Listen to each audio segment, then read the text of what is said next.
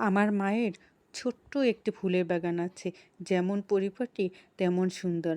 বিভিন্ন রকমের ফুল গাছ লাগাতে মা খুবই পছন্দ করে। দেখেন এখানে টাইম ফুল আছে, তারপর বিভিন্ন নাম না জানা ফুলও আছে। আমি অনেক ফুলের নামও জানি না। যেমন নয়নতারা আছে, বেলি ফুল আছে, হাসনা হেনা আছে এবং এই বাগানটার জন্য শুধু আমার মা না, আমার বাবা, মা দুজনে মিলেই কাজ করেন। আর এই সম্পর্কে মায়ের কাছ থেকে একটা গল্প শুনেছি। ছোটবেলায় মায়ের নাকি একটা সুন্দর একটা ফুলের বাগান ছিল। সেই ফুলের বাগানটা হঠাৎ একদিন ঝড়ে ভেঙে যায়।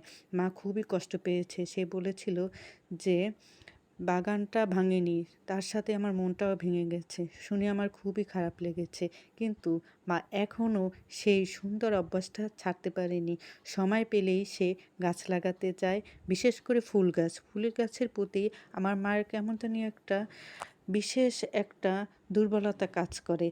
তাই সময় পেলেই সে এই গাছটা লাগায়। পাশাপাশি সে সবজি গাছও লাগায়।